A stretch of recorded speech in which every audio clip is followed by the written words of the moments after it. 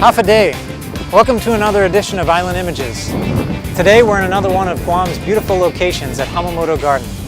Behind me, over here to my right, is Umatic. Immediately behind me is Jotnya, and over to my left is the University of Guam. We're going to show you how to harvest bee honey. So come along, we'll show you how it's done.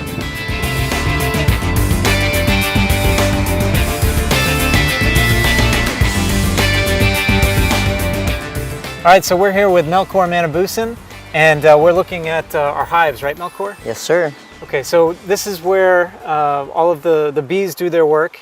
From here, you actually take the hives and you bring them inside to harvest that honey? Yes. Okay. So Correct. Tell us about, you're going to get up close here in a few minutes, but tell us about what you're going to do and what we're going to see. Well, on the very first left hive, we're gonna harvest that. Our harvest's been slow lately for the past few months. We had a lot of rain, and the bees work best when it's nice and hot. That's when they're busy. So today we're gonna harvest the first hive, and I'll take it back to our kitchen. We're gonna take the heat knife. We're gonna slice it up, put it into the spinner. We're gonna spin it, and then we're gonna cap and bottle it for you guys. Okay.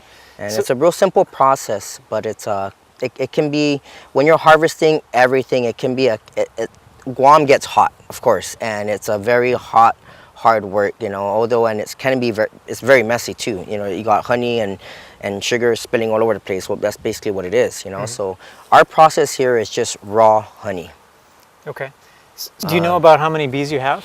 We have around, I would like to say about 68 hives, something around there, but in each actual hive there's 10 slides and 10 frames, and it's in the thousands per house. So, you know, I would like to say over 10,000 per house, and then you can see there's like a 3-story house, so kind of get the picture of how many is in actually one.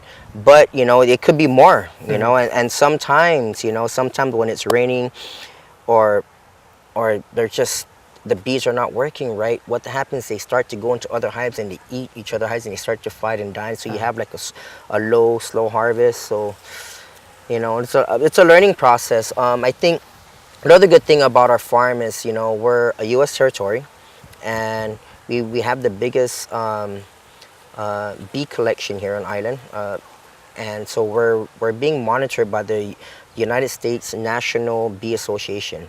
So this actual spot here and our other small spot up the top where the calamantes at is actually on a GPS system with the state, so they can actually just zoom in and just monitor our farm for us even when we're not. It's 24-hour monitoring. So so I don't know if you're picking up the sound or you can see these individual bees flying around us, but these, you call them guardsmen, is that right? Yeah, they're guardsmen. You know, they're at the end of their cycle, they're the ones that come out, and they're basically the protectors of the hives.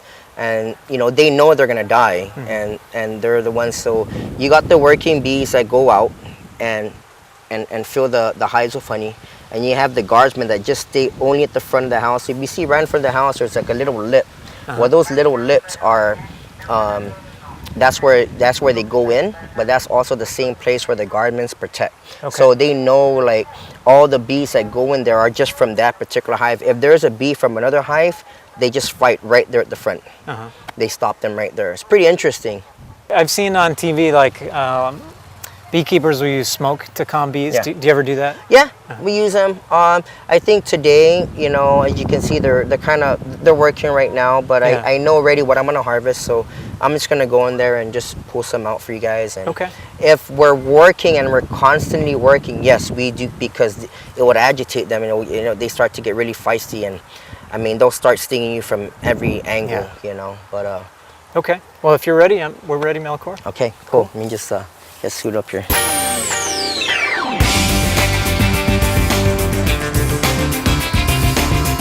So basically, it's just the front. It's where you don't want to go, you know. But you're fine. I mean, anywhere around here, you're fine. This is where they get a little bit aggressive up here in the front. So anything behind is fine.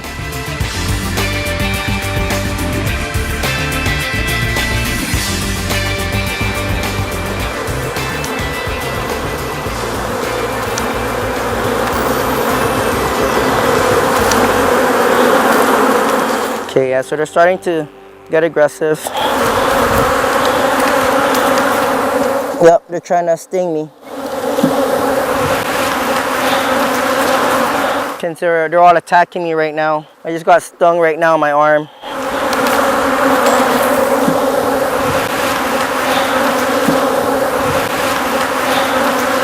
So you might want to go up there in the front because I'm going to shake him.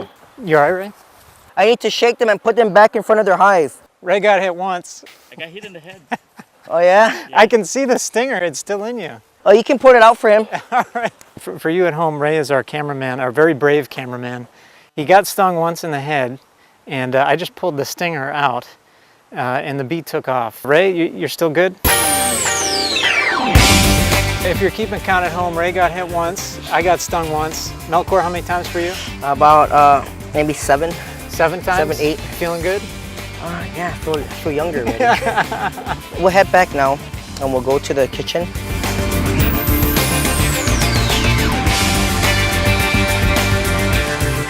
The reason why you want to frame it and do it in this type of frame here, for example, what it does is it makes it easier to harvest. So you can slice it and spin it. What I do is I usually put them in here and then we spin it. Basically what this is just a heat knife. Would you want to try it? Sure. So I want you to slice it right down, nice and straight. Just on like the side here? Yeah, so you're gonna put it right there. There you go. It can be a very messy process, you know? That's a nice cut. There you go. This guy's already a professional already.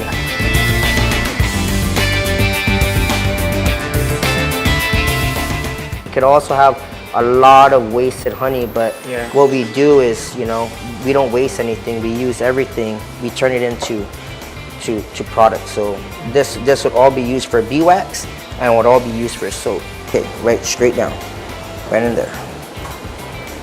Okay, make sure it's locked in there. I gotta make sure it sits good, just like that.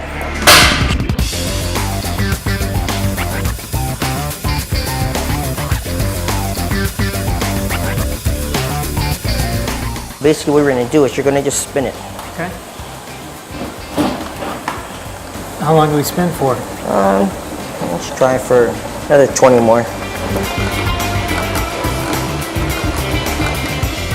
Now all that wax we usually put it to like a strainer, and all these black stuff right here, this is propolis. That's what's expensive. So you gotta scrape off all the end of the frame. So it's kind of like they become the hospital for the beehive. So this is basically like that's like all their nutrients and environment. Now again, so we usually we put it to the strainer, and then from the strainer we strain it 2-3 times. You know, there's things like there's bees in it. As you can see, bees are all over the place. Could be ants or it can be grass, whatever. Because it's natural, it's out from this. So you gotta strain it. But today, what I'm gonna do for you, we're just gonna this is called cut and pour.